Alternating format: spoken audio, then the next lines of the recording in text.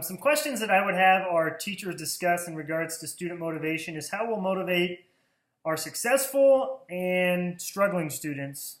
How are we going to differentiate lesson plans to motivate the students that are successful and straight A's? And how are we going to motivate the students that don't want to be at school, are not successful, and come from struggling homes? How are we going to do that?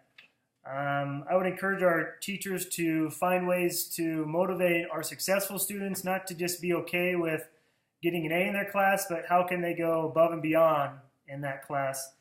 And I would also ask them, how are we going to motivate the student that doesn't like school, doesn't want to come to school? How are we going to motivate that student to reach the bar that we're setting for them? Also, how can we motivate students to read instead of forcing them to read? I think this is an issue that might be in all schools in regards to AR. One thing that we struggle with is forcing students to read. We're constantly coming up with different punishments and consequences for them if they don't read. Instead of coming up with consequences and disciplining them, what can we do? How can we motivate them so that they're inspired to read? What can we do to help with that situation? Another one is how can we motivate students to get to school and class on time? Tardies and not showing up to school is something that we deal with a lot.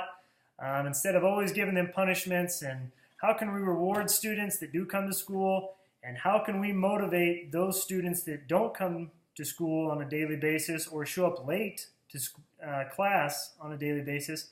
How can we motivate them so that they will show up to school and class on time? How can we motivate students to want to be successful?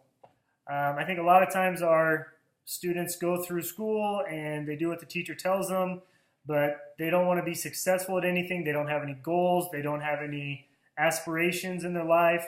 How can we motivate them to just want to be successful in whatever they like to do? And lastly, what goals can we set for students so it's something they can shoot for and something obtainable? And how do we reward them for obtaining those goals? What do we do for students that reach the goal? And what do we do for the kids that don't reach the goal?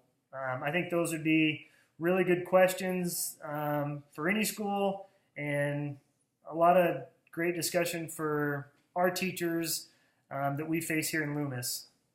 Those would be some questions that at the start of the year I think would really get the ball turning on ways we can try to motivate students to be successful.